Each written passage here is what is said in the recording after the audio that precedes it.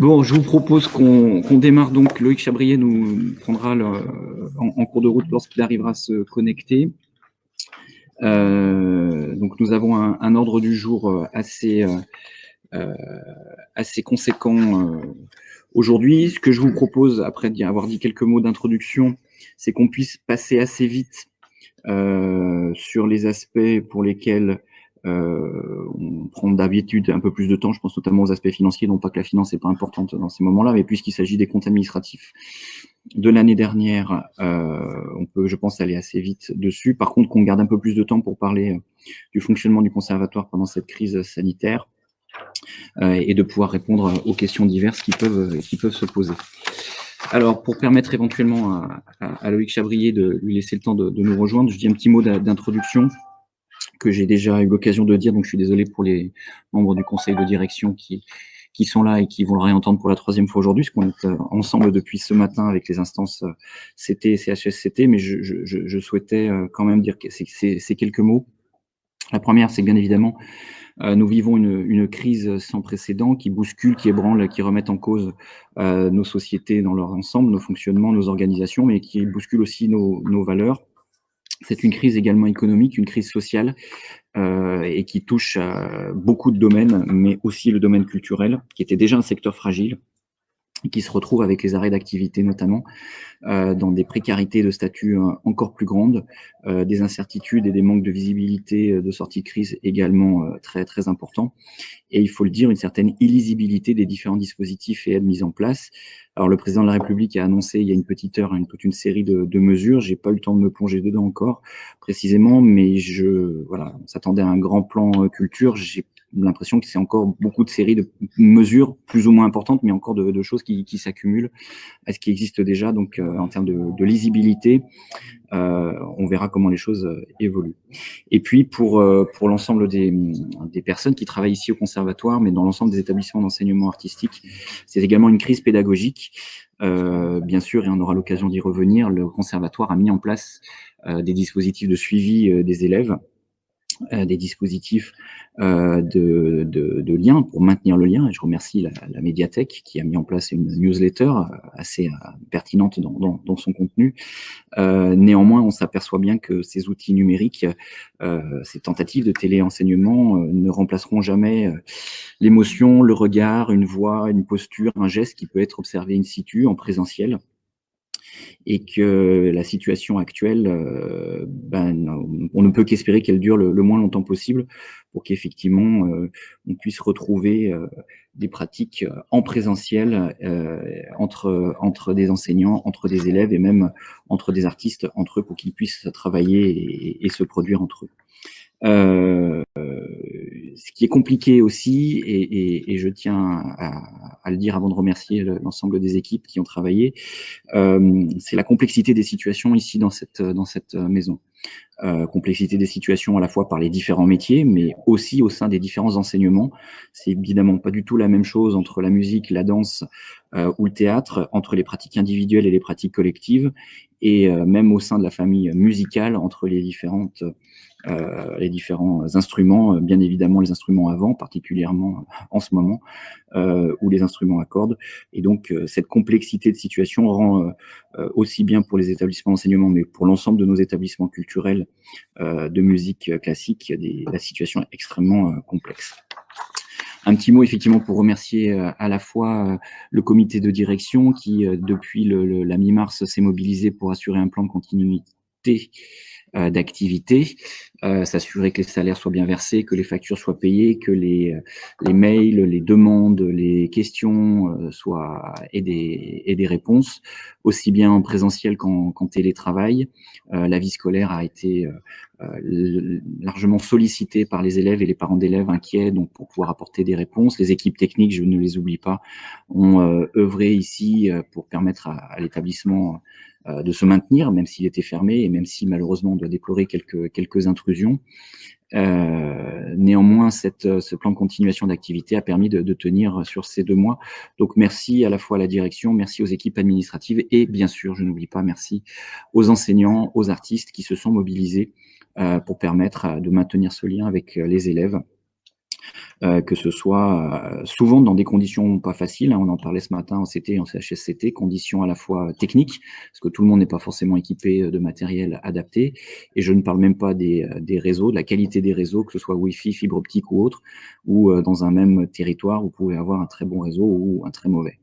Et puis n'oublions pas aussi que tous nos élèves ne bénéficient pas non plus soit du matériel, soit de la qualité de réception suffisante. Et ces problématiques de téléenseignement révèlent bien les fractures numériques qui peuvent exister à tout point de vue.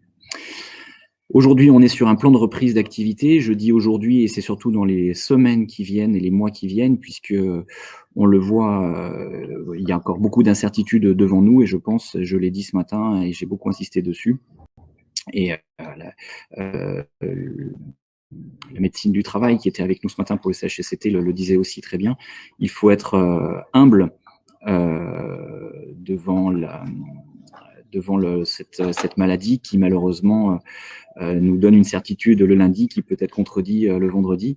Donc il faut accepter cette incertitude, il faut être humble et il faut faire preuve d'une adaptabilité qui est nécessaire aujourd'hui.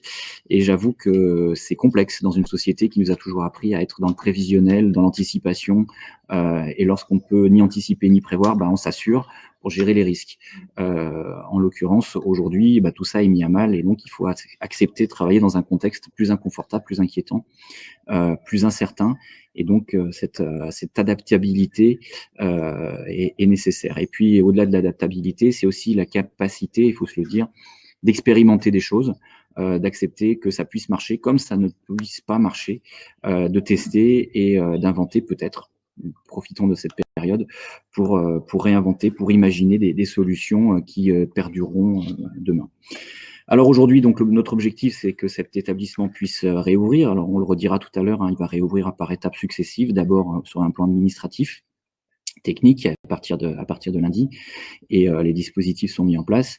L'accès, la réouverture, la reprise des cours auprès des élèves se fera plus tard. Pour l'instant, on a une période qui est plutôt au mois de juin, mais on verra surtout en fonction de ce qui sera observé au mois de mai. Et puis l'objectif pour nous, sur ce mois de mai, sur le début du mois de juin, ça va être de préparer la rentrée. Enfin, je dis nous, mais c'est surtout pour l'équipe pédagogique et l'équipe de direction auquel je m'associe bien sûr, mais de préparer la rentrée prochaine dans un climat qui est encore incertain pour l'instant. Donc je reprends cette expression que j'aime bien, c'est avancer step by step, c'est-à-dire progressivement, en identifiant les difficultés les unes après les autres, en cherchant des solutions pragmatiques les unes après les autres et en mettant en place les solutions adaptées. Je rappellerai, parce qu'on l'a bien dit ce matin, que on vous entend plus. Ah, nous, on s'entend. Vous aviez des problèmes de réception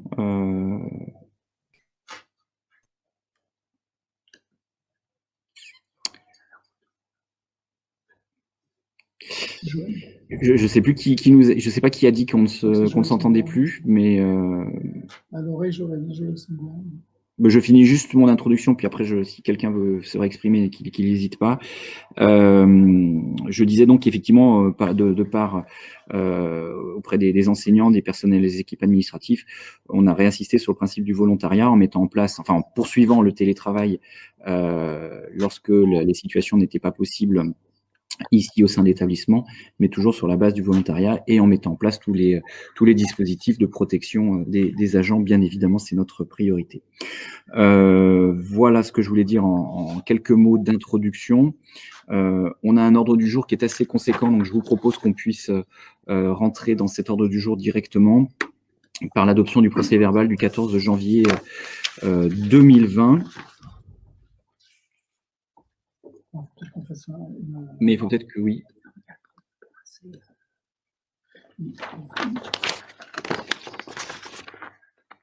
Ah oui.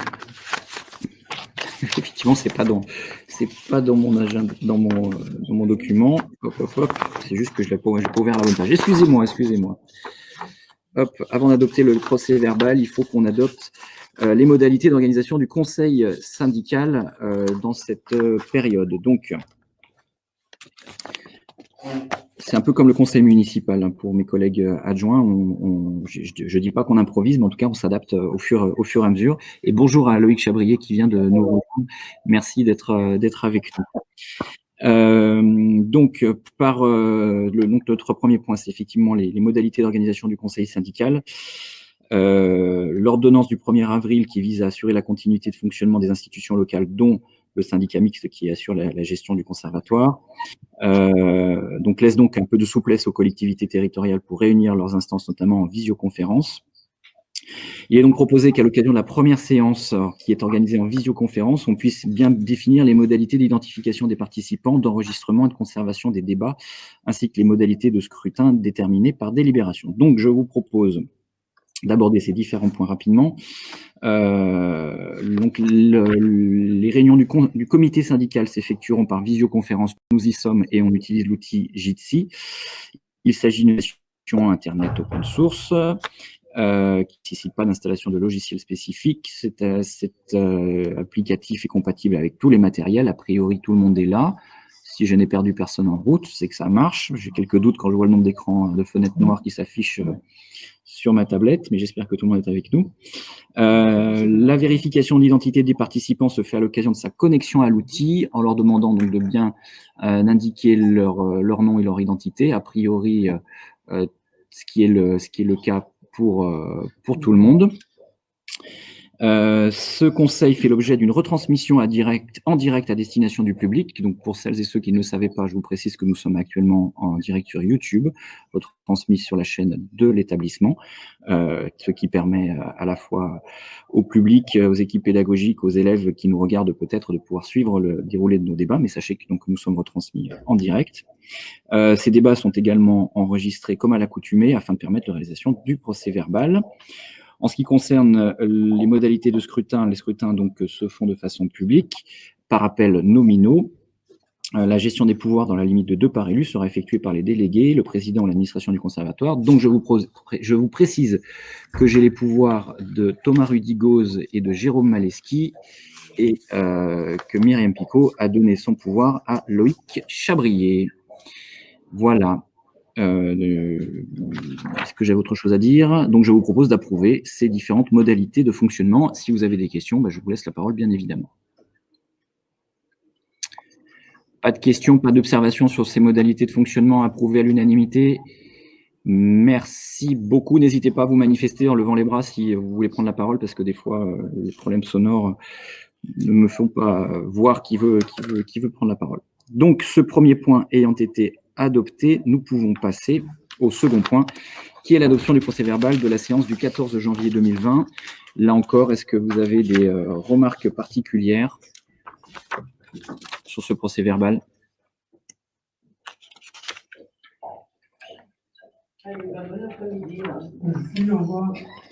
Pas de remarques, pas d'opposition, donc ce procès-verbal est adopté.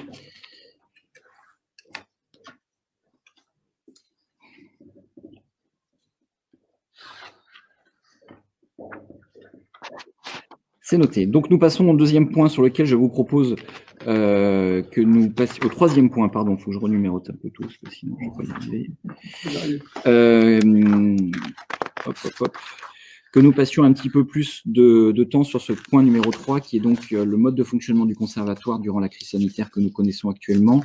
Je vous en ai dit quelques mots dans mon propos introductif, mais je vais peut-être laisser soit Alain en dire un petit peu plus, éventuellement complété par Olivier Crouzet, pour préciser certains points. Alain, je vous laisse la parole, n'oubliez pas de rouvrir.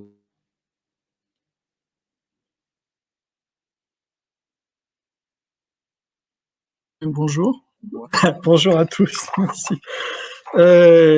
Donc, peut-être un petit point sur effectivement l'activité du conservatoire depuis le 13 mars, qui a été la date où très subitement nous avons dû fermer les portes de l'établissement, c'est-à-dire à la suite de l'annonce par le président de la République de la fermeture des écoles.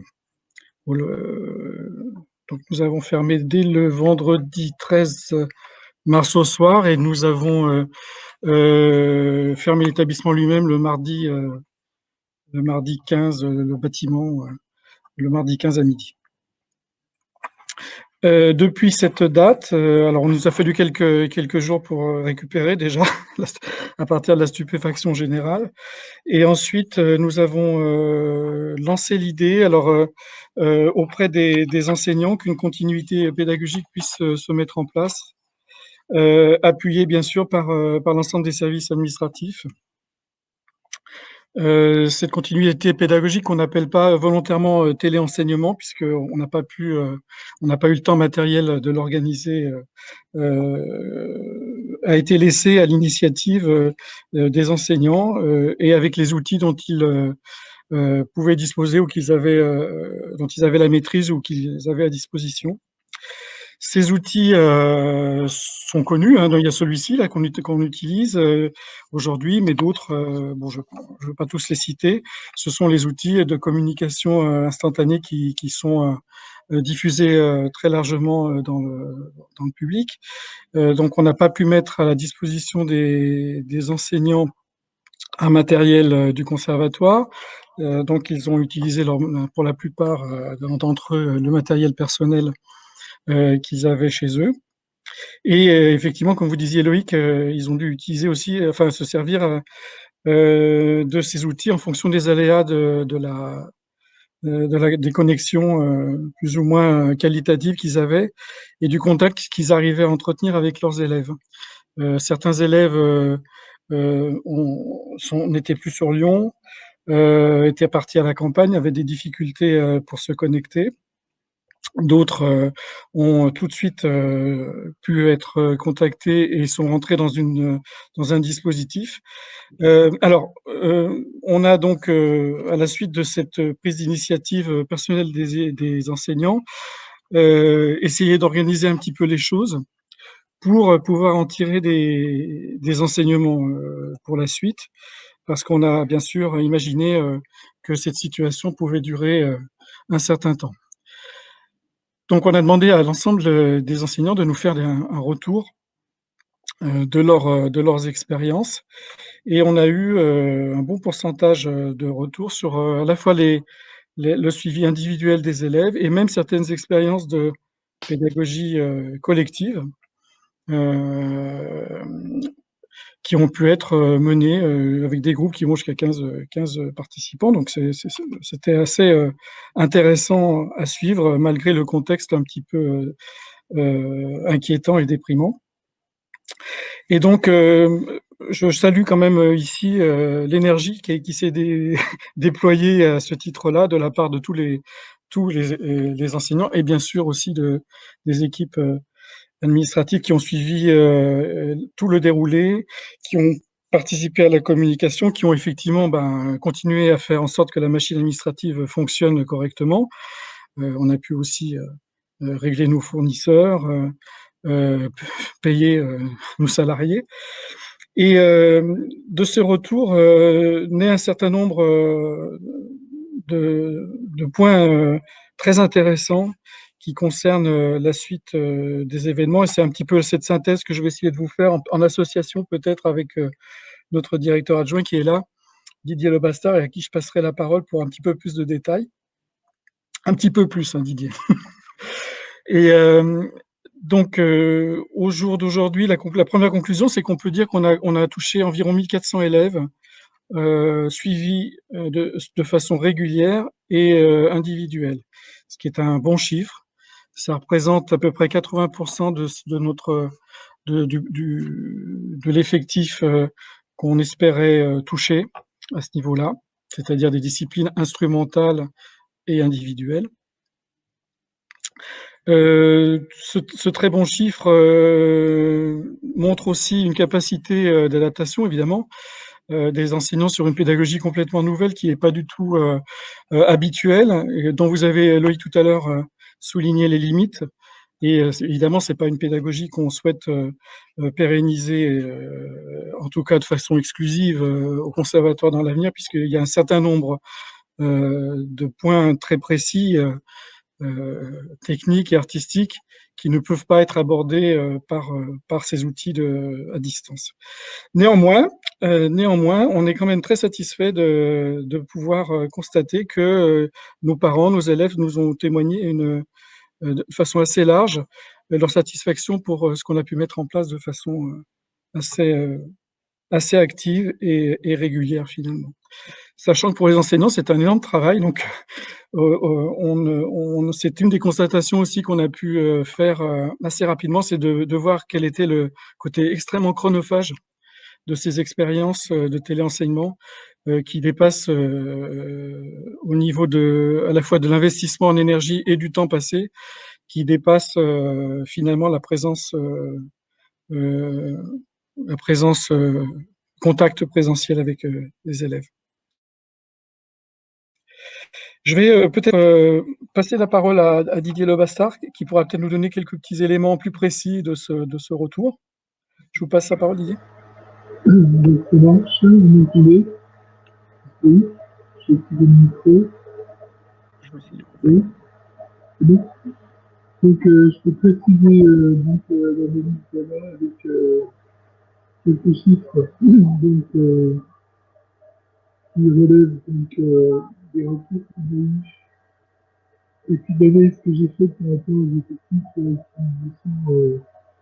sont présentés dans les biomètres.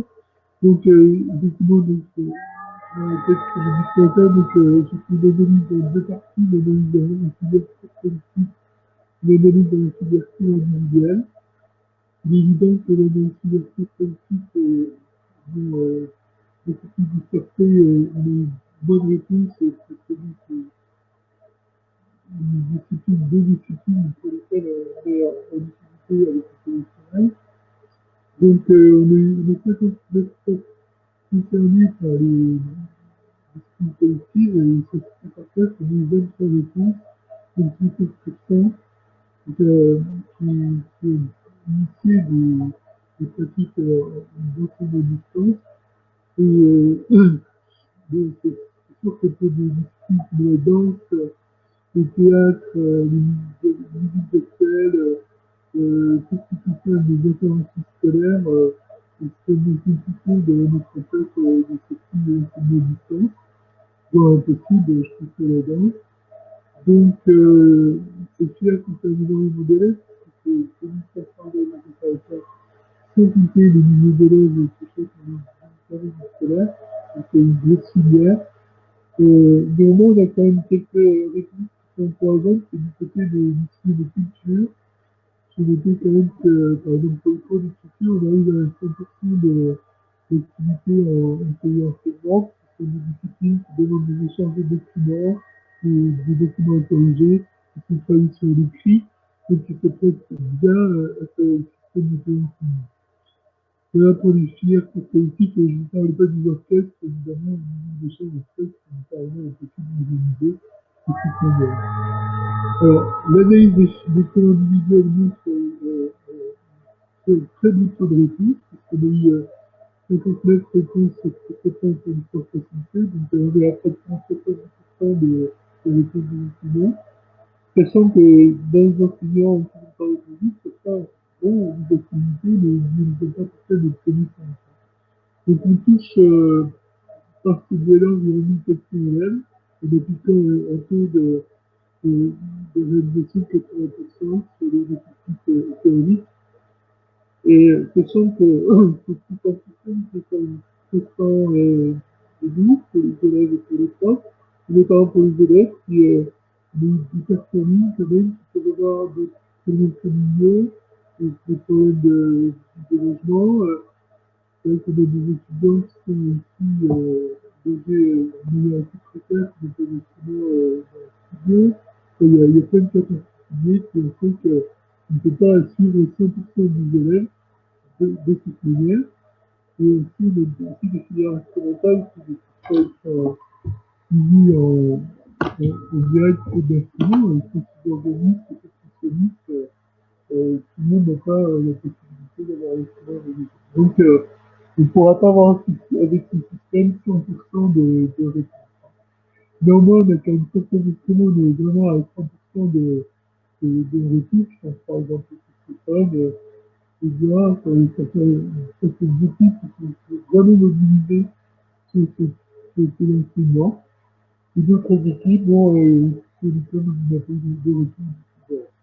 Donc, le résumé, c'est que donc, ça nous a permis d'inclure l'activité du conservatoire, d'inclure les liens avec les parents et les élèves, l'université des parents nous ont fait un remercie sur l'activité qu'il y a pu avoir malgré les difficultés. Et puis, on a un outil distanciel qui sera à l'avenir, je pense, à mixer avec un outil en présentiel.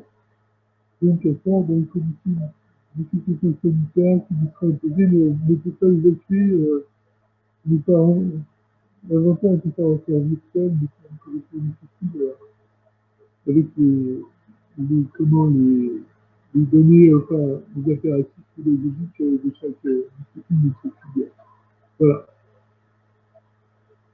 Merci Didier. Je relaisse la parole à Alain pour un mot de plus. Alors, c'était pour parler un petit peu. Alors, ici, on a une saison culturelle au conservatoire qui s'est arrêtée subitement aussi. C'était un peu plaignant là tout à l'heure de voir dans les couloirs les affiches qui sont toutes arrêtées de nos concerts qui sont toutes arrêtées au 11 mars. Et donc on a environ 300, un peu plus de 300 événements par an. On a dû, je vais peut-être, ah ben vous n'êtes pas équipé, si Cécile, c'est bon. Je vais passer la parole à la directrice du développement culturel, Cécile Richard, qui va nous faire un petit topo. Mais donc là aussi, à la fois une remise en cause de la saison actuelle et puis des questionnements sur le futur. Je vous passe la parole.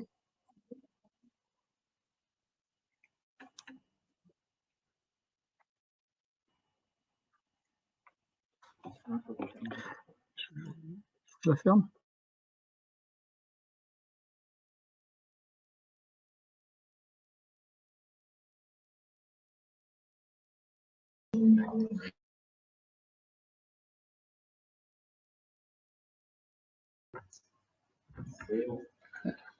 C'est magique. Ok. Donc on arrivait à peu près à la moitié de notre saison. 115, 120 actions déjà réalisées, 115, 120 dates depuis le début de l'année. Et donc on en a annulé à peu près autant, dont 3 festivals, les fins de cycle personnalisés, une vingtaine de concerts, ensemble en cavale, une quinzaine de concerts, un stand d'été, même chose. Et puis toute une série d'actions. Alors effectivement, on a vu les affiches. Voilà. Donc tout a été, tous nos partenaires ont été prévenus, les enseignants, etc. Même si les gens dans l'ensemble se doutaient bien que évidemment c'était une une fatalité. Voilà. Et puis là en ce moment, je travaille sur la saison suivante, sur pour l'instant le collectage des propositions des collègues qui sont comme chaque année très très riches. Et puis ensuite, ma foi, on va essayer d'imaginer des hypothèses de fonctionnement avec ce qui se mettra en place d'ici à la rentrée. Voilà ce que je peux dire pour le moment.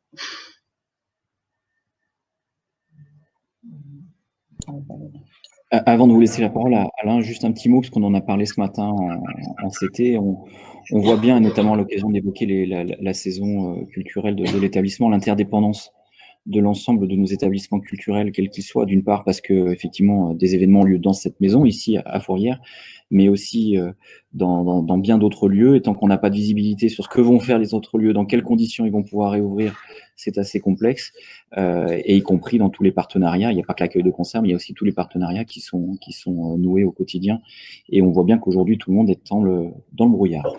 Alain, vous vouliez ajouter autre chose? Merci beaucoup. Je voulais aussi peut-être que passer la parole à Olivier Crouzet sur le fonctionnement de l'administration pendant cette période, qui est un peu particulier aussi. Et puis, si vous voulez bien, je reprendrai ensuite la parole pour vous parler du calendrier de reprise, plus précisément. Eh bien, merci. Donc, effectivement, comme tout le monde le précise, précédemment, le conservatoire a continué à exister pendant toute cette période, à la fois sur ses aspects pédagogiques, mais aussi sur ses aspects logistiques et administratifs, hein. C'est-à-dire qu'on a pu à la fois assurer les ressources internes vis-à-vis de nos agents. Pour information, les CAMIX, donc collectivité territoriale, avec deux autorités de tutelle, qui sont la métropole de Lyon et la ville de Lyon, est une collectivité territoriale avec environ 250 ETP, dont les 2 tiers d'entre eux, 70% d'entre eux, sont des enseignants et le reste du personnel administratif et technique est chargé d'assurer à la fois les liens vis-à-vis des familles, vis-à-vis des personnes qui sont inscrites et qui suivent une scolarité, un cursus auprès de mes enseignants, et évidemment, en tant que collectivité, elle assure toutes les fonctions et toutes les activités d'une entreprise. Donc, c'est-à-dire qu'elle assure à la fois l'entretien du bâtiment, que ce soit le ménage ou les travaux de confort et de réparation du bâtiment, la gestion d'un parc automobile, et puis les ressources RH, évidemment, avec la gestion de la paie, de la rémunération, des carrières, et évidemment la comptabilité vis-à-vis de nos fournisseurs, ou pour percevoir évidemment les recettes, et notamment les droits d'inscription. Donc,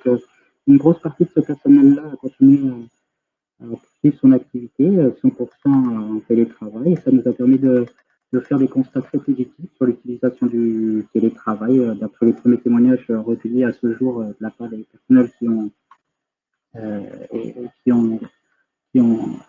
poursuivi leur activité ainsi.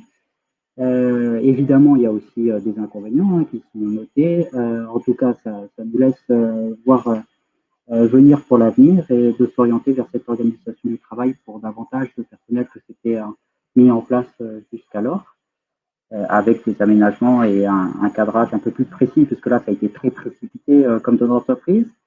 On a connu pas vraiment de défaillance technique ou technologique pendant toute cette période-là. On a pu assurer l'ensemble de nos tâches. Après, au titre des inconvénients, par exemple, c'était l'accès aux dossiers papier qui était le plus compliqué, mais on peut relever aussi que ça a été très bien. Évidemment, il y a eu une période d'inertie qu'on a tous connue pendant les 15 premiers jours, les 2 premières semaines. Forcément, il y a entre la stupéfaction personnelle, se retrouver soi-même, retrouver ses proches, sa famille, retrouver son intimité, répondre à tous les questionnements qui nous arrivaient. Donc, on a tout été dans cette période-là. Et puis, progressivement, on a pris des décisions, notamment la protection de notre personnel, assurer du lien et se tourner aussi vers l'extérieur avec des différents outils de communication comme notre médiathèque qui a réalisé des newsletters très riches sur des points précis, mais qui permettaient aussi de se dépayser et d'épanouir autrement.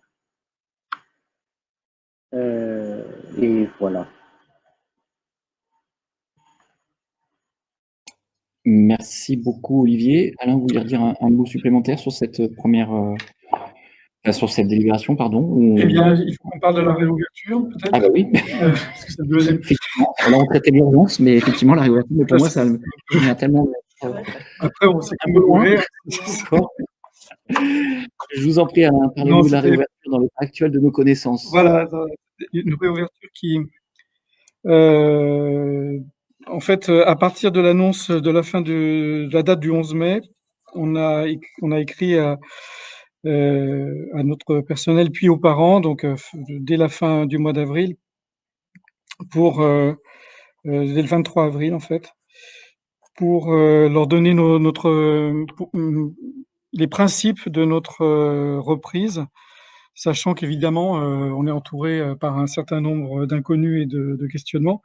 Donc on s'est contenté de donner les informations qui nous semblaient les plus importantes, surtout dans l'ordre de priorité des activités, de reprise des activités.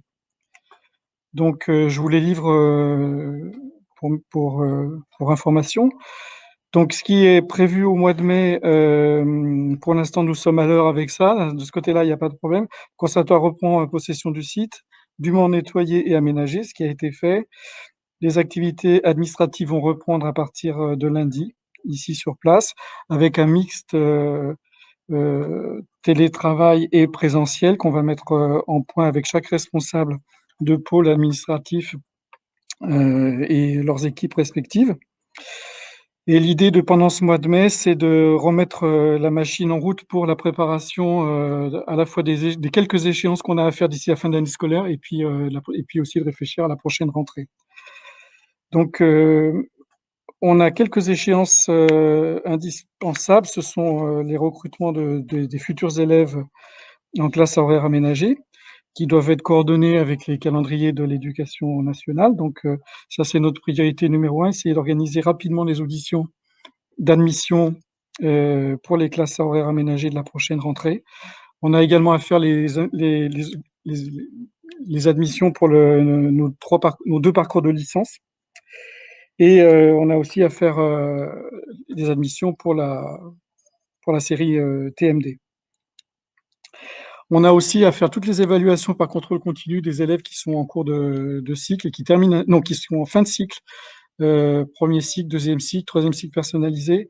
Et donc, pour organiser cette évaluation, qui d'habitude font l'objet d'un festival et de concerts, nous recourons au contrôle continu. Et donc, nous devons organiser des commissions qui vont examiner les dossiers des élèves. Et donc, ça, c'est assez lourd à faire et on va donc l'organiser rapidement pour pouvoir communiquer aux parents les résultats du passage de cycle de leurs enfants. L'idée à partir de début juin, donc tout ça devrait nous mener jusqu'à début juin.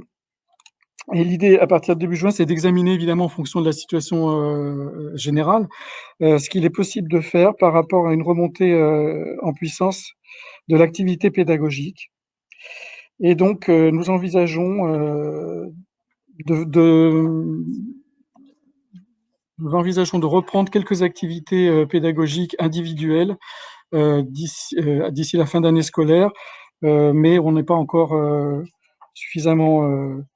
on n'a pas encore suffisamment travaillé le sujet pour pouvoir dire quels niveaux sont concernés, quel type d'instruments, etc. Il y a un certain nombre de contraintes qui ont été soulignées d'ailleurs ce matin en CT, CHECT, sur certains instruments, sur le caractère collectif de certaines disciplines, qui méritent une analyse qu'on va réaliser maintenant.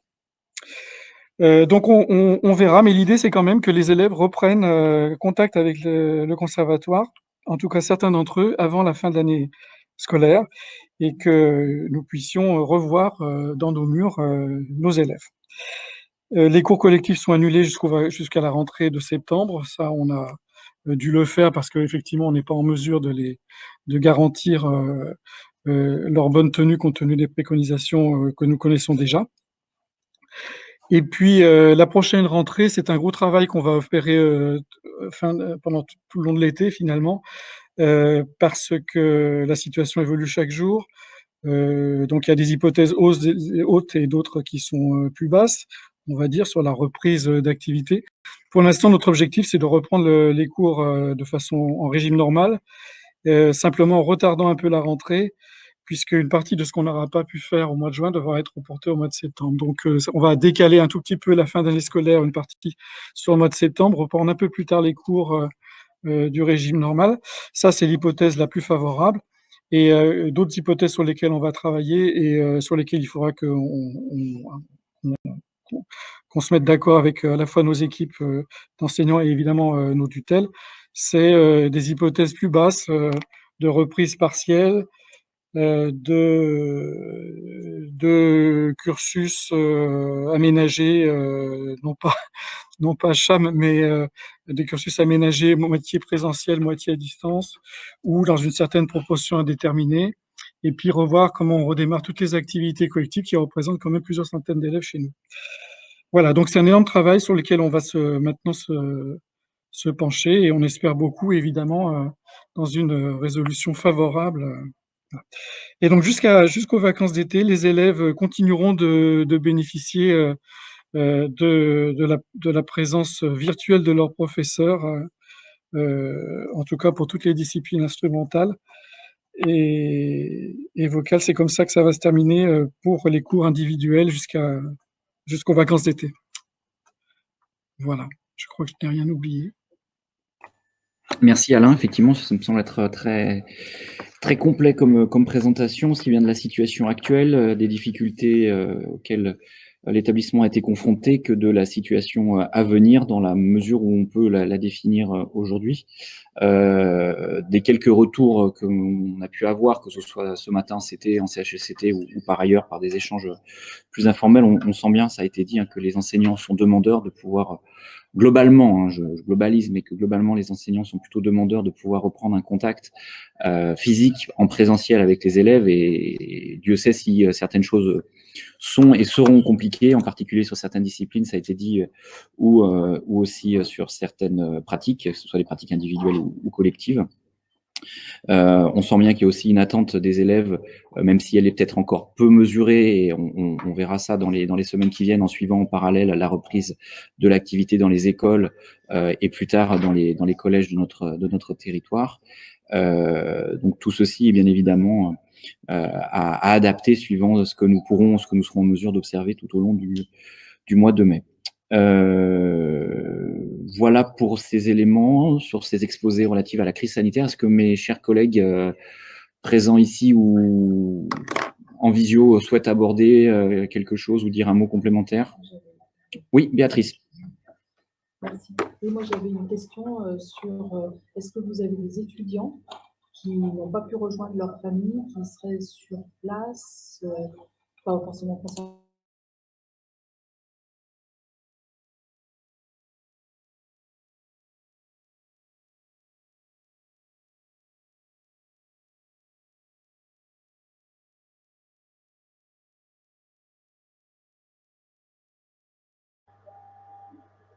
Oui, voilà. Donc, j'ai pas de nom en tête, mais je sais qu'il y a des professeurs qui me signaient que certains étudiants étaient repartis, notamment les exposés, parce que leurs parents étaient restés, donc il y avait vraiment un souci de la sécurité sanitaire aussi en France. Et puis, là, je sais qu'il y a des soucis, mais je ne peux pas vous citer des noms de temps. Et c'est certain que certains étudiants qui ont été soit sans instrument, soit j'ai en tête un étudiant qui était sans ressources, puisqu'il était s'enterré dans un bar, et donc le bar ayant fermé, s'est retrouvé sujet sur les pistes, et je me souviens plus du nom de cette activité, mais c'était une école de sécurité à un système social, qui décidait d'aider faire d'autres moyens que les équipes arrêtées de peut-être utiliser.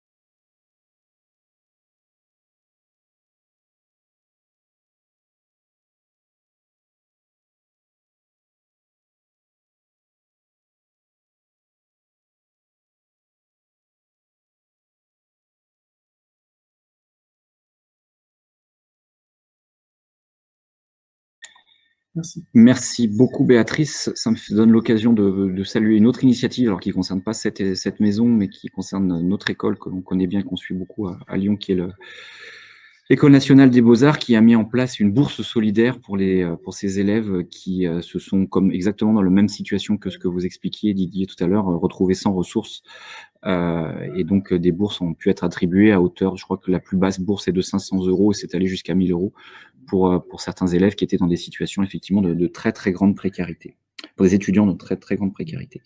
Est-ce qu'il y a d'autres demandes d'intervention sur cette délibération? Pas de demande d'intervention complémentaire, donc je considère de la part de mes collègues ici présents et en visio qu'elle est adoptée sans souci. Je vous en remercie. Alors, je reviens un tout petit peu en arrière parce que j'ai oublié j'ai oublié de faire quelque chose, c'est-à-dire de désigner un secrétaire de séance.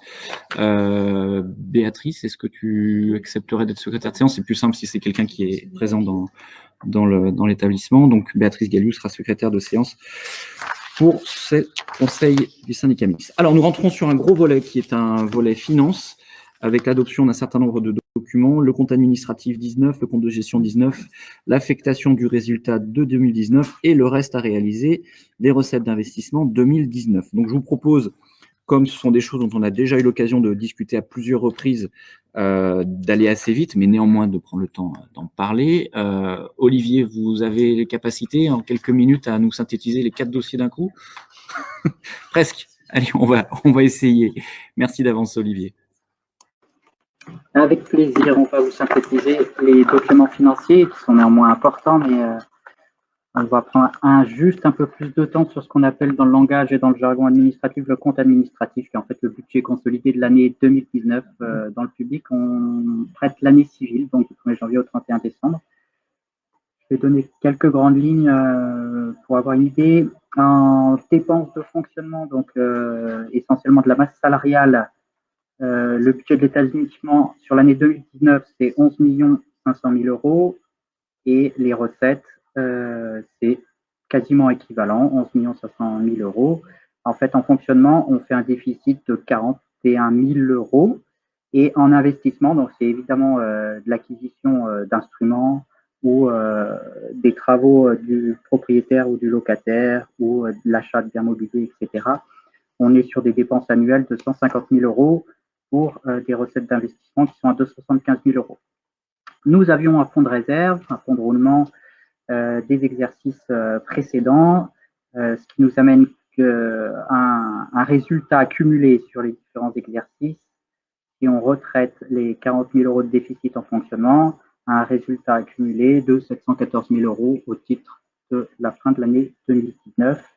Et en investissement, on a des résultats cumulés à hauteur de 309 000 euros. Je vais juste préciser pour clôturer ce point-là les grandes lignes de la section de fonctionnement parce que c'est la plus importante. Les recettes de fonctionnement, donc comme on le disait tout à l'heure, nous avons en tant que syndicat mixte 2 tutelles qui sont la métropole de Lyon et la ville de Lyon. Sur un montant total de recettes de 11 500 000, la ville de Lyon intervient à hauteur de 7 400 000 euros, plus 900 000 euros sur une commande politique particulière qui est l'intervention en milieu scolaire auprès des écoles maternelles et auprès des écoles primaires de nos enseignants, qui fait une participation de la ville de Lyon à hauteur de 6 400 000 euros par an sur l'année 2019 et la métropole de Lyon intervient à hauteur de 1,7 million. La dernière tutelle, c'est la tutelle métier qui intervient et c'est celle qui labellise le conservatoire au titre de son rayonnement régional. C'est l'État, par l'intermédiaire de la Direction régionale des affaires culturelles Auvergne-Rhône-Alpes, qui attribue une subvention modeste, mais néanmoins, elle l'attribue de 260 000 euros pour le fonctionnement de l'établissement. Ce qui nous amène à quand même des dotations publiques très importantes au regard des dépenses de fonctionnement de l'établissement, puisque la ville et la métropole participent à hauteur de 88%, et donc on a des recettes propres d'environ 10% qui sont nos droits d'inscription des élèves à hauteur de montants dont on parlera tout à l'heure, puisque ça sera l'occasion de voter les tarifs dans ce conseil syndical-là, et on vous précisera 2-3 étalons de droits d'inscription suivant les cycles auxquels veulent participer leurs enfants. Les dépenses de fonctionnement, on est un établissement d'enseignement. Donc nos principales dépenses à hauteur de 90% et 11,5 millions, c'est les charges de personnel. Donc on vous l'a dit tout à l'heure, 250 emplois temps plein à l'année, ça représente des dépenses de masse salariale de 10,5 millions sur l'ensemble de l'année 2019 avec du personnel principalement titulaire de la fonction publique territoriale. Le reste des dépenses de fonctionnement, c'est le fonctionnement quotidien de l'établissement, hein, donc c'est ce qu'on appelle les fluides, les charges administratives, la papeterie, les dépenses de fonctionnement courant, etc. Voilà pour le premier point. Donc, je vais laisser la parole à Loïc Crabère pour qu'il fasse adopter, mais avant peut-être qu'il donne la parole à certains des membres et délégués du conseil, du comité syndical pour s'ils veulent poser quelques interrogations ou quelques questions supplémentaires, mais je vais lui laisser la parole pour ce premier point sur le compte administratif 2019. Merci beaucoup, Olivier. Est-ce que mes collègues ici présents ou en visio veulent poser une question sur ce compte administratif qui retrace à la fois le budget qui avait été voté, ses évolutions en cours d'année et les éléments qu'on a pu voir. Les choses sont assez bien résumées dans le document et assez clairement expliquées. Pas de remarques, pas d'observations. Je regarde aussi sur la part de tout le monde. OK, donc ce compte administratif 2019 est adopté. Je vous en remercie. Olivier, je vous laisse la parole pour le compte de gestion. Alors, la suite, le point suivant, c'est le compte de gestion 2019 et c'est la fameuse distinction de l'administration publique entre l'ordonnateur et le comptable, le syndicat mixte, le Conservatoire de Lyon et l'ordonnateur, c'est-à-dire c'est celui qui autorise les dépenses et les recettes, et le comptable, qui est une personnalité publique indépendante que nous connaissons tous, qui est le ministère de l'économie et du budget, autrement dit l'ancien trésor public. Donc il y a un travail et des liens très forts entre l'ordonnateur et le comptable. Le comptable, lui, verse au débiteur la somme due, donc soit à nos fonctionnaires, soit à nos fournisseurs, donc c'est-à-dire qu'il verse l'argent, soit il perçoit l'argent pour notre compte, c'est-à-dire nos recettes propres ou nos dotations publiques et subventions. Et une fois que le compte administratif 2019 est validé, le comptable soumet à l'Assemblée délibérante de la collectivité territoriale le compte de gestion pour validation. Donc notre comptable, le trésorier municipal, a validé son compte de gestion sur la base de notre compte administratif et nous a dit que les deux budgets étaient strictement égaux. Donc, on va vous inviter à l'approuver. Merci Olivier. Donc, même question, pas de remarques de la part de mes collègues, pas d'opposition non plus. Donc, ce compte de gestion 2019 est adopté également. Je vous en remercie. Olivier, l'affectation du résultat de l'exercice. L'affectation du résultat, donc on l'a dit tout à l'heure, on a un résultat bénéficiaire en fonctionnement suite à plusieurs exercices bénéficiaires. Et donc il nous revient aujourd'hui d'affecter le résultat de l'année 2019. Donc le résultat précis s'élève à 714 885,29 €. Et on vous propose aujourd'hui de l'affecter en section de fonctionnement, évidemment, intégralement en section de fonctionnement, puisque notre solde d'exécution en section d'investissement est supérieur au cumul du résultat d'investissement de clôture et du solde des restes à réaliser. Donc, on peut intégrer tout le résultat cumulé de la section de fonctionnement sur la section de fonctionnement en 2020 et on l'affecte sur un article comptable spécial qu'on appelle l'excédent antérieur reporté de fonctionnement. Merci. Pas de remarques, pas d'opposition de mes collègues pour l'affectation de ce résultat de l'exercice 2019 et on peut se féliciter d'avoir un excédent sur cette année au vu des dépenses supplémentaires que nous allons avoir sur cette année 2020 et qui touchent déjà de toute manière, on le sait, l'équilibre toujours un peu précaire de la gestion de cet établissement, qui est un exercice complexe et donc on a la chance d'avoir pu sur 19 dégager cet excédent et malheureusement on le voit, le fonctionnement de l'établissement, les dépenses qui sont engagées pour gérer cette période de crise et celles qu'il va falloir continuer à engager, que ce soit pour l'établissement ici, mais aussi pour les collectivités et de tutelle métropole et ville qui sont pleinement engagées dans la lutte contre le coronavirus et les mesures mises en place, que les reports ainsi gagnés des années précédentes vont permettre de financer une bonne part des mesures prises. Donc, on peut que s'en féliciter. Donc, le résultat ayant été affecté, il nous reste des recettes d'investissement 2019 à réaliser. Un petit mot, Olivier, là-dessus? Alors, au titre des soutiens auprès des établissements d'enseignement artistique, la métropole de Lyon lance des appels à projets pour soutenir des dépenses d'investissement dans les établissements d'enseignement. Autrement dit, l'octroi des subventions suite à procédure et à soumission de dossier. La métropole de Lyon a retenu notre dossier.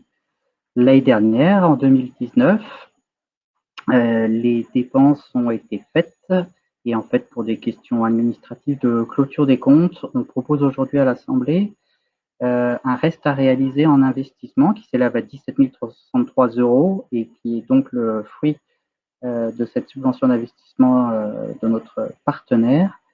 Et maintenant, il faut l'adopter pour que cette somme de subvention soit bien affectée au budget 2019 tel qu'il avait été dûment convenu. C'est une technique comptable de réaffectation de sommes d'exercice en exercice.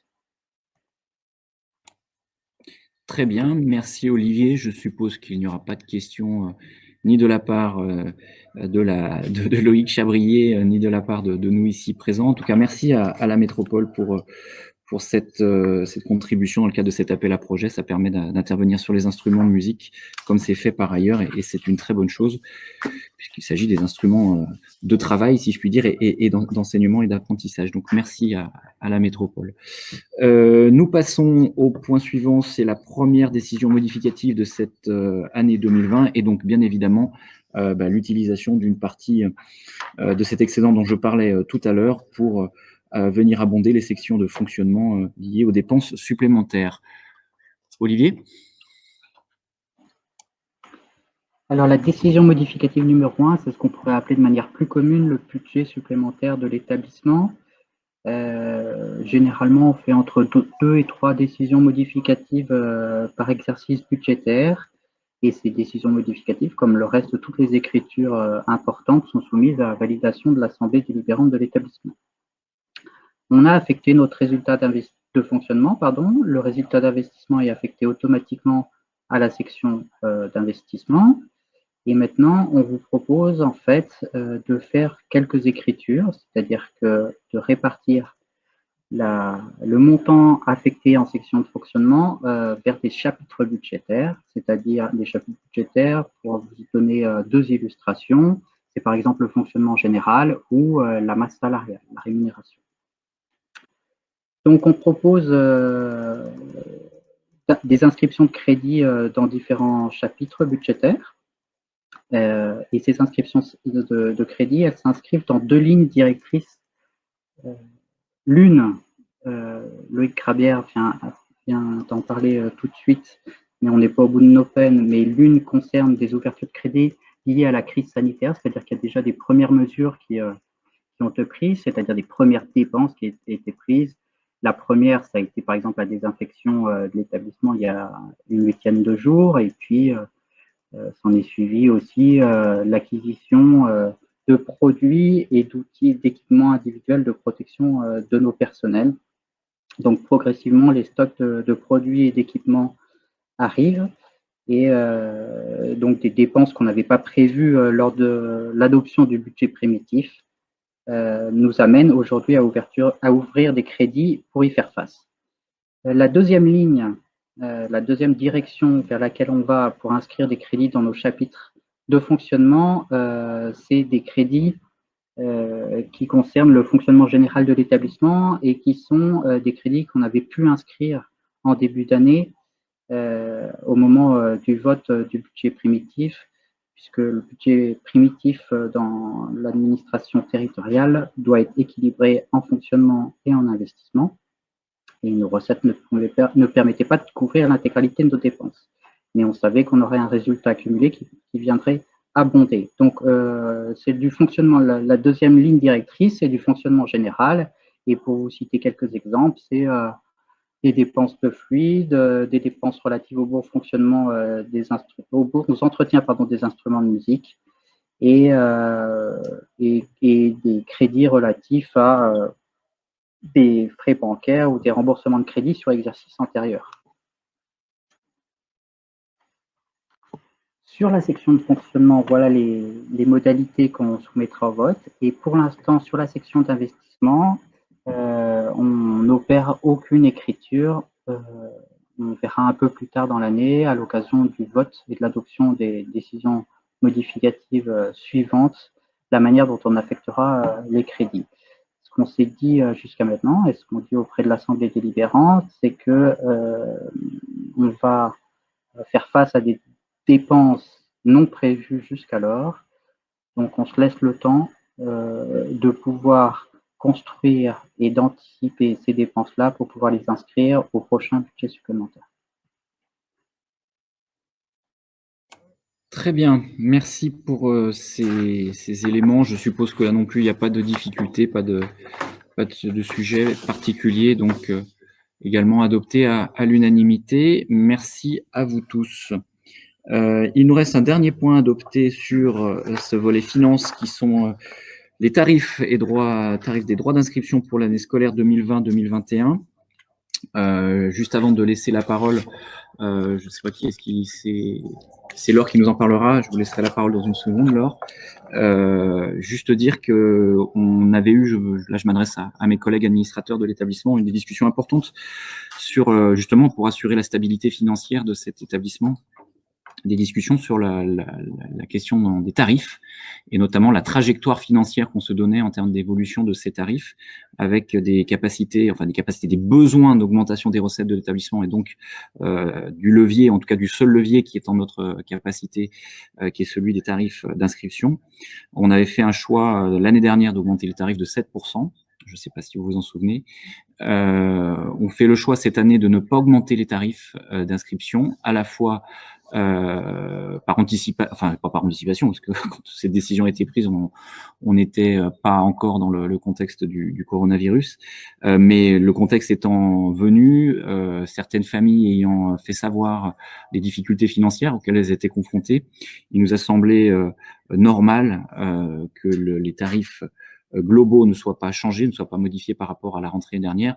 Et donc, cette délibération est plutôt sur des ajustements. Vous nous en direz un petit mot de quelques éléments, mais la ligne directrice reste en tous les cas la même que l'année dernière. Ce qui, pour autant, il faut garder en tête par rapport à l'année 2021 et 2022, reposera nécessairement des questions sur l'équilibre financier de l'établissement et sur des choix qu'il faudra faire à ce moment-là et sur les outils qui seront les nôtres pour pouvoir justement continuer à assurer l'équilibre budgétaire. Laure, je vous en prie.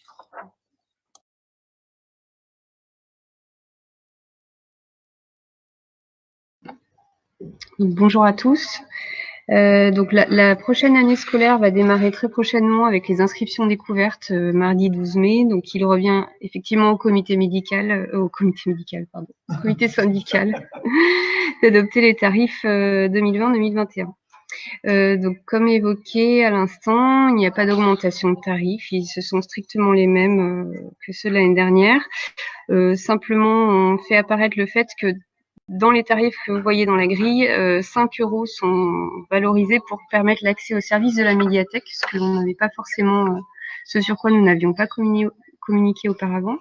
Donc les ajustements dont vous parliez concernent le cycle jeune chanteur. Donc là, il est précisé que la formation jeune chanteur cycle 1, cycle 2 correspond au tarif 2 et que le niveau 3 de cette formation correspond au tarif 3. Et je crois qu'il a été précisé également la distinction entre les activités hors cursus. Donc on précise en tarif 1, pratique continuée avec soutien instrumental. On les a distingués d'un tarif 5, activité hors cursus, cette fois pratique continuée sans soutien instrumental. Donc ça n'était pas précisé de cette manière-là l'année dernière, donc ça simplement la création d'un tarif 5. Les frais de concours donc sont inchangés, 35 €. Les frais de location d'instruments également. Et les tarifs de location de salle restent les mêmes que ceux votés en 19-20, comme vous le disiez. Donc, ils seront mis en ligne après, lorsque les délibérations sera exécutoire. Merci beaucoup. Des questions? Pas de questions ici, pas de questions non plus auprès de mes collègues élus. Donc, cette délibération sur l'adaptation de ces tarifs est donc adoptée pour l'année 2020-2021. Nous passons à un second volet important qui est celui des ressources humaines avec un premier dossier, c'est le tableau des emplois, les créations et suppressions de postes. Ce sujet a été présenté ce matin a été présenté à plusieurs reprises, parce que je vois qu'il y a plus de dossiers que ce qu'on a vu ce matin. En CT, on en profite pour faire un récapitulatif. C'est un cumul voilà, c'est un cumul des deux derniers CT. Qui est-ce qui nous fait un petit... Eh bien, Laure, je vous laisse la parole à nouveau. Alors, ce tableau est une prévision, une partie de la prévision de la rentrée 2020-2021 et un ajustement des emplois aux effectifs élèves, notamment donc en lien avec le CT du mois de février. Il y aura une modification sur la discipline du trombone à l'occasion d'un départ. Et profiter de cette occasion pour ajouter 2 heures sur ce poste d'assistant d'enseignement artistique en valorisant la notion d'ensemble de cuivre. Il est créé un poste de corps à hauteur de 5 heures d'enseignement d'assistant d'enseignement artistique, toujours en lien avec l'effectif élève. Également, suite au départ d'un enseignant en clarinette et musique de chambre, un poste de PEA à 16 heures de clarinette est scindé en 2 fois 8 postes de PEA. Donc, un dédié à la clarinette, un à la musique de chambre. Et enfin, le poste de guitare jazz qui était à hauteur de 5 heures auparavant est élevé à 12 heures. Effectivement, cette discipline faisait l'objet d'un sureffectif depuis plusieurs années, donc sur le grade d'AEA. Côté administration, le poste directeur administratif et financier, donc là encore, qui fait suite au CT de février, est modifié en poste de directeur administratif, ayant en charge la politique administrative des pôles ressources, études vie scolaire et techniques, la conception, la mise en œuvre de l'évaluation des politiques administratives, et enfin le pilotage stratégique de ces différents pôles. Voilà, il y a également des modifications au niveau de la logistique. Toujours à l'occasion d'un mouvement de personnel, il y a 2 postes d'agents d'entretien et d'hygiène qui voient leur volume d'heures augmenter, ce qui correspond à un besoin exprimé par les agents. Et l'autre partie des heures de nettoyage étant confiée à une entreprise extérieure. Et il est également créé un poste de chef d'équipe qui existait déjà, mais dont la personne n'avait pas la responsabilité de l'encadrement hiérarchique sur l'équipe de nettoyage. Ce sera désormais le cas. Enfin, dernière modification, toujours à l'occasion d'un départ, il est créé un poste non permanent de conseiller pédagogique musical afin d'assurer la passation et le futur recrutement du conseiller aux études en formation musicale et création culture. Voilà, en préparation de la rentrée. Parfait, merci Laure. Je précise, donc, comme je le disais tout à l'heure, que ces différents sujets ont été passés en comité technique et qu'ils ont donné lieu à plusieurs échanges, adaptations. On peut dire qu'on est dans le collaboratif, en particulier sur certains de ces postes. Je ne rentrerai pas dans le détail, mais tout cela est né d'un consensus. Des questions, des observations de mes collègues? Pas de questions, pas d'observations. Donc, ce tableau des emplois est adopté également. Sur les mesures correctrices en termes de ressources humaines, enfin de ressources tout court, enfin ressources humaines, de ressources durant la période, Laure aussi, de façon très... Donc très rapidement, et conformément au contexte juridique de cette période, les personnels du conservatoire ont été divisés en 2 catégories, ceux qui ont pu continuer, poursuivre leur activité en télétravail, et ceux dont la nature de l'activité ne permettait pas cela. Ceux-ci ont été placés en autorisation spéciale d'absence, en ASA. Donc, l'ensemble des personnels verra sa situation régularisée par le biais d'un arrêté. Quel que soit le statut des agents du conservatoire, l'ensemble des personnels vont voir leur rémunération maintenue, ce qui n'est pas forcément le cas dans l'ensemble des collectivités. Notamment, le régime indemnitaire des agents est intégralement maintenu, que ce soit pour les contractuels, les titulaires, ceux qui sont en télétravail ou ceux qui sont en ASA. Les éléments accessoires de rémunération, comme les tickets restaurants, par exemple, sont également maintenus. Voilà ce qu'on peut dire. Merci beaucoup, Laure. Je me permets de reprendre la parole et d'insister sur ce dernier aspect. Je pense que on parlait tout à l'heure des situations de précarité dans la culture.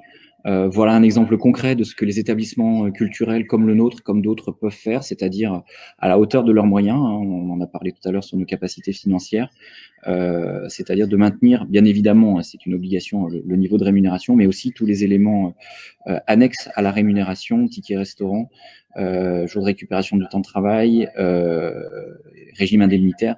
Donc tous ces éléments-là qui sont importants, quel que soit le statut des personnes qui travaillent ici dans l'établissement. Donc merci à la direction d'avoir porté ces éléments-là et c'est une très bonne chose.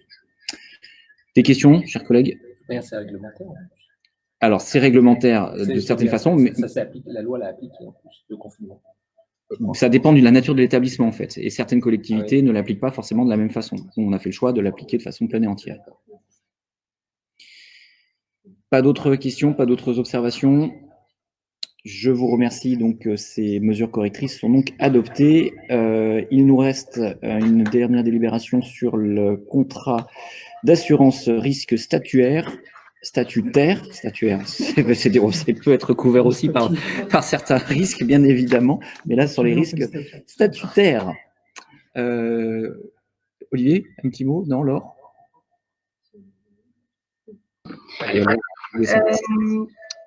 Les collectivités s'assurent pour le risque, pour les risques statutaires. En l'occurrence, là, on fait référence au risque d'accident du travail et au décès.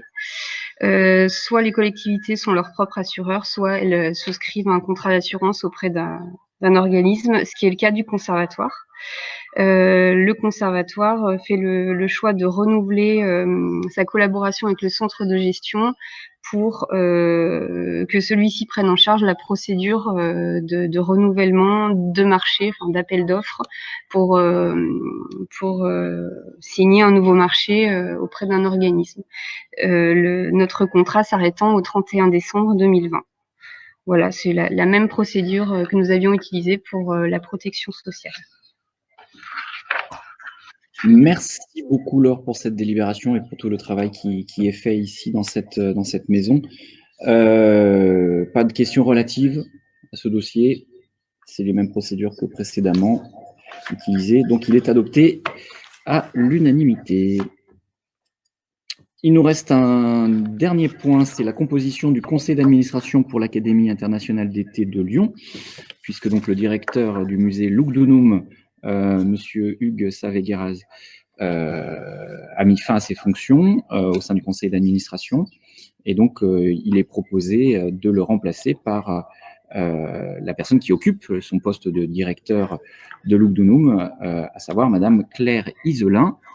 Est-ce qu'il y a des questions, des observations? C'est la continuité, tout simplement, et c'est quelqu'un de très, très bien également, donc ravi de pouvoir l'accueillir au sein du conseil d'administration de l'Académie. Pas de questions, pas d'observations, ce rapport est adopté, ce qui me permet de dire que bien malheureusement, à propos d'Académie, l'Académie 2020 sera annulée. Vous comprenez bien pourquoi dans le contexte dans lequel nous sommes, et sachant qu'une grande partie de ces élèves étaient des élèves étrangers, donc bien évidemment, c'est très complexe de le faire. C'est une décision qui a été prise il y a déjà quelques mois en arrière afin de pouvoir s'organiser et prévenir tout le monde. Je regarde s'il y avait d'autres questions particulières. Non. Est-ce qu'il y a des points divers que mes collègues souhaitent aborder? Monsieur Savegueras a démissionné pour cette raison.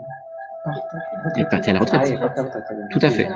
En fait, il a quitté Il ses... est marqué démission, alors c'est ça que je... Non, il a été sélectionné. Non, il a quitté. Alors, démission. il continue à travailler, d'apporter son savoir-faire au musée Lugdunum, mais il n'est plus directeur du musée Lugdunum Ah, c'est à ce aujourd'hui. titre-là qu'il a démissionné pour ses Voilà, c'est ça. D'accord. Ces précisions ayant été apportées, oui, Laure, j'ai oublié quelque chose. Non, pas du tout, excusez-moi, il faudra signer, s'il vous plaît, le Ah oui. compte administratif. N'oubliez pas de signer les 12 exemplaires des documents et de ne pas partir. Alors ça s'applique à nous qui sommes là, bien évidemment. Pour les collègues en visio, on fera suivre par parapheur. Courage. Bon, eh ben, il faudra qu'on s'arme de patience vu le fonctionnement des parapheurs actuellement entre les différents lieux de notre collectivité. Très bien, je pense que nous en avons fini avec l'ordre du jour. Nous en avons terminé avec les questions diverses. Et bien, il me reste à remercier l'équipe de direction qui a préparé ce comité syndical, à l'équipe technique qui nous permet de le tenir dans les meilleures conditions possibles, à mes collègues ici présents et à vous également présents à distance. Merci à celles et ceux qui nous regardaient sur la chaîne YouTube. J'ai l'impression de présenter un journal télévisé. Ouais. C'est impressionnant. Belle journée, bel après-midi à tous et à bientôt. Au revoir. Merci.